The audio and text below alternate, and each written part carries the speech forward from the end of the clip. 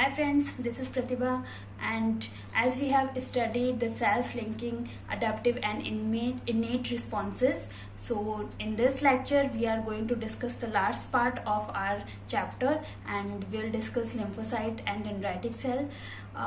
In today's video I have tried something new and I decided to present whole presentation as in the pictorial form. I have not used the text. I did not write anything on the slides, and I decided to make you people more and more imagine that you can understand the things practically, so that you can imbibe these things into your minds and become familiar with the things.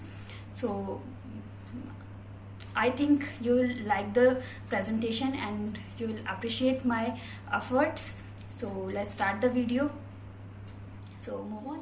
Lymphocytes can be of two types, B cells and T cells. In bone marrow, there is a hematopoietic stem cell.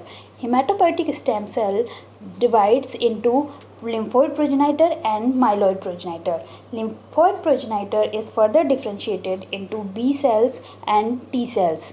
B cell precursors matures into bone marrow and become the mature B cells within the bone marrow, while the T cells precursors get move into the thymus, where they get converted into the mature T cells, or we can say that where they developed into the mature T cells, from where both of these cells goes into the lymph nodes.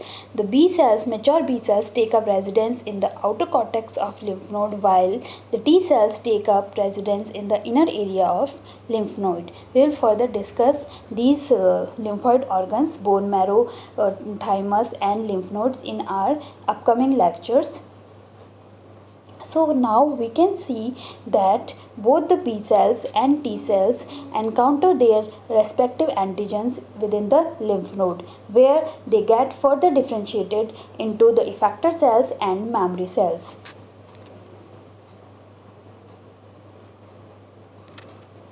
Here we can see that a innate T cell becomes an activated T cell, and these activated T cell upon antigen encounter get differentiated into effector cell and memory T cell. Effector T cell is a short-lived type of cell that remains in function up to the elimination of the antigen, while the memory T cells are the long-lived cells and they remain in the memory of the body, and when the similar antigen or the same antigen comes back to the body, attack to the body, then these memory T cells get converted into effector cells, and with the same mechanism they carry out the elimination of the antigen. Now we can see when a healthy cell get infected with virus, it can be represented to the B cell, or it can activate the B cell. The B cell further secretes some cytokines, and these cytokines, acting in a autocrine manner, further activates the B cells. The B cells then get converted into, like the T cells, they also get converted into the effector B cells and the memory B cells. Here the effective B cells are known as plasma cells. These plasma cells secrete antibody, and these antibody are helping to remove the antigen out of the body. Now we will discuss the T lymphocytes in further detail. The T lymphocytes can be of two types, CD4 T cells and CD8 plus T cells. Now CD4 T cells, here we can see that they circulate in the blood stream, and further they migrate through the secondary lymphoid tissues when activation of resting cells occurs upon encounter of an antigen. These T cells have several markers on their surface. Among them there is a marker CD4. Due to this marker, these cells are called the CD4 cells. We can also represent such cells like this. Here the CD4 marker is present on the helper T cells. Here we can see that when let me zoom in this. Now we can see when a dendritic cell as an APC or antigen presenting cell present the antigen to a naive CD4 T plus cell, and their antigen coupled with their MHC to bind with the TCR of CD4 plus T cells and recognized by its CD4, then it releases several cytokines like interleukin 23, interleukin 12, interleukin 4, TGF beta, TNF alpha, interleukin 4, CXCL 13. So there are so many kinds of cytokines that are released by this naive CD4 plus T cells. Based on these cytokines, there will be the development of the naive CD4 plus T cells into different kind of T cells. So here we can see that there is Th9 cell.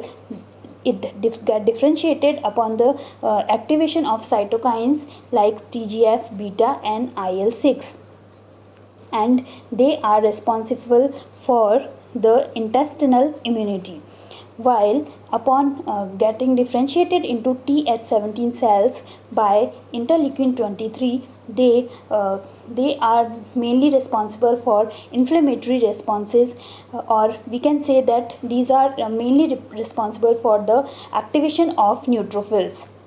Th1 cells. These cells are very important as they are very helpful in cell mediated immunity. They carry out the activation of macrophages, B cells and cytotoxic cells. Here other cytokines like interleukin 2, interferon gamma and TNF alpha are further secreted by the cells of cell mediated immunity. The Th2 cells are responsible for the humoral immunity, and in this case they are responsible for the activation of B cells. Particularly B cells are most important here, as this is the humoral immunity, because in humoral immunity the elimination of antigen is carried out by the antibodies.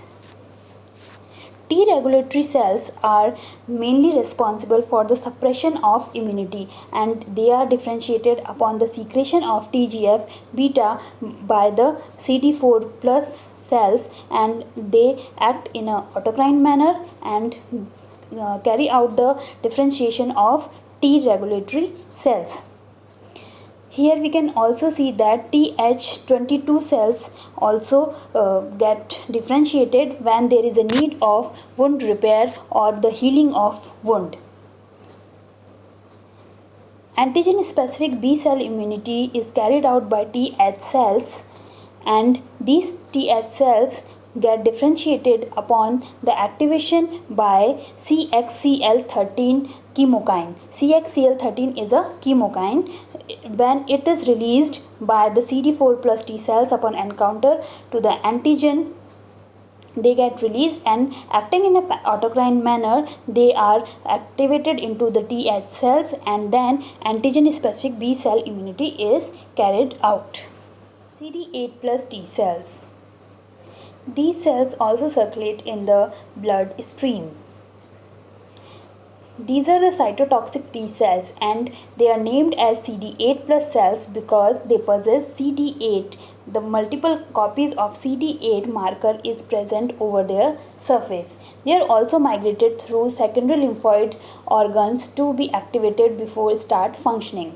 The activation of CD8 plus T cells occurs when these cells enter into the peripheral sites of inflammation.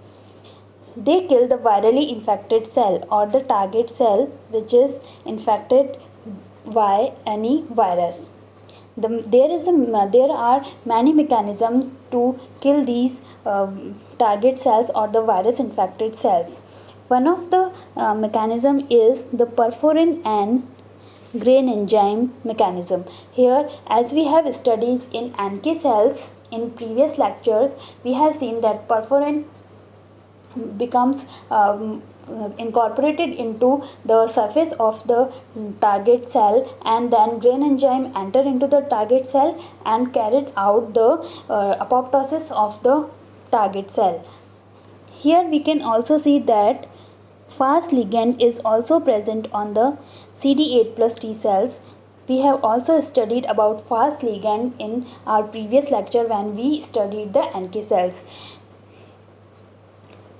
There are several cytokines like IL-17, CCL5, interferon gamma and TNF alpha. They carry out non-lytic mechanisms, and in this case they are directly toxic. They induce apoptosis and macrophages activating cytokines, and in this manner they carry out the elimination of the they carry out the killing of the target cell.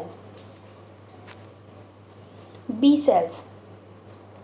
Now B cells are the small resting cells. They are morphologically indistinguishable from T cells. Both the B cells and T cells look similar. In bone marrow, we can see that the hematopoietic stem cell is there. It is differentiated into pro B cell depending upon the cytokines released by the stromal cells that are present in the bone marrow itself, and based on these cytokines and due to their action, different gene rearrangements occurs, and then there is a differentiation of B cell and T cells. So the pro B cell, when get developed, there is a formation of large pre-B cell. These pre-B cells rapidly get proliferated, and there is a pre-BCR or B cell receptor is there over their surface. Then they convert into small pre-B cell, and there is a functional BCR, which is a MIGM, membrane bound immunoglobulin M, is present on their surface. In this case, this is the mature immunoglobulin M B cell or MIGM B cell.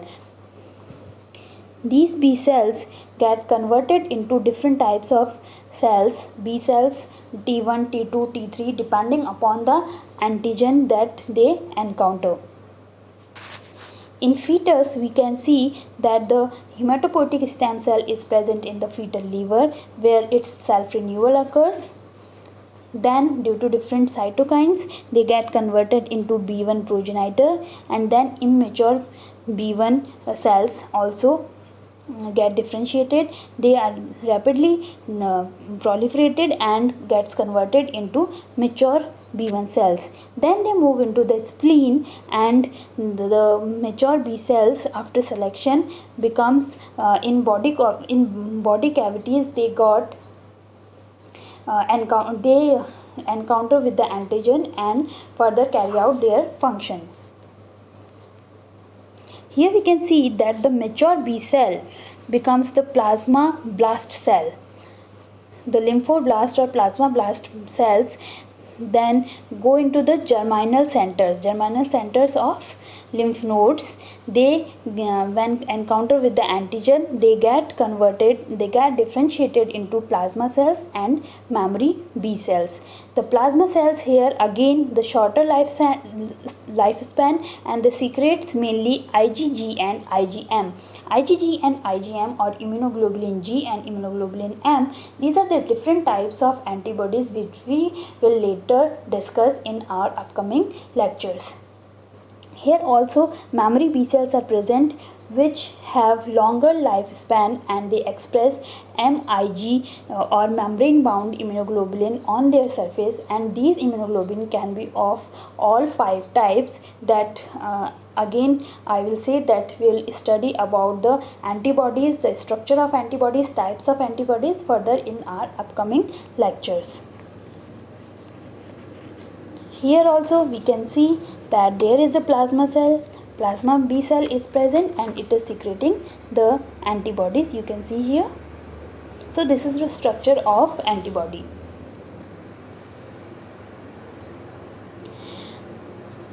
T-dependent activation of B cell. In secondary lymphoid tissue, there is present the T helper cell. The B cell get activated when it binds with the TCR. When it binds the TCR or the T cell receptor with their MHC2 and antigen, MHC2 plus antigen. In this case, the B cell act as an APC or antigen presenting cell. By this binding here we can see that there are several other bindings like CD40 on B cell and CD40L on T cell, ILR on B cell interleukin receptors, and ILs or interleukins 2, 4 and 5, they are secreted mainly by the T helper cells. And in this case, the B cell, there is a signal transduction and the B cell get activated to produce the plasma cells. These plasma cells then control the types of antibody that are produced, and these antibodies that then goes and bind with the antigen to carry out further elimination of the now the antigen. Last cells of the cells that under the topic of cells linking innate and adaptive immunity that we have studied till now, the last cells are the dendritic cells. Dendritic cells are the transiently resident cells in the peripheral tissues. They use their pattern recognition receptors to sense the antigen or to bind with the antigen. Here we can see that the antigen is present inside the epithelial border. Here is a DC precursor or dendritic cell precursor. It get differentiate into immature dendritic cell and then bind with the antigen through their PRRs or pattern recognition receptors.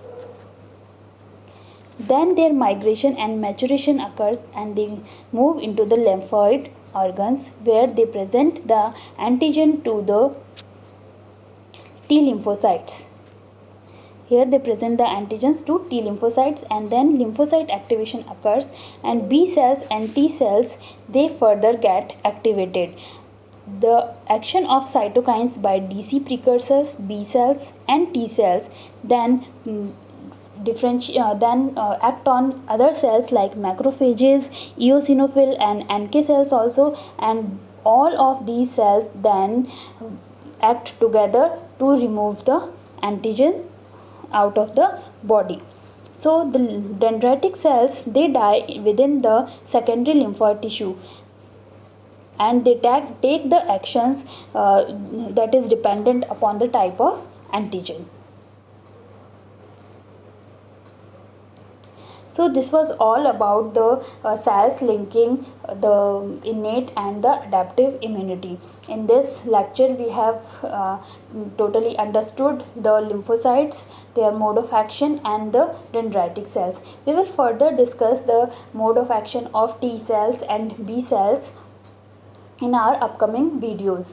So I think it's enough for this video. So we'll meet again in the next video.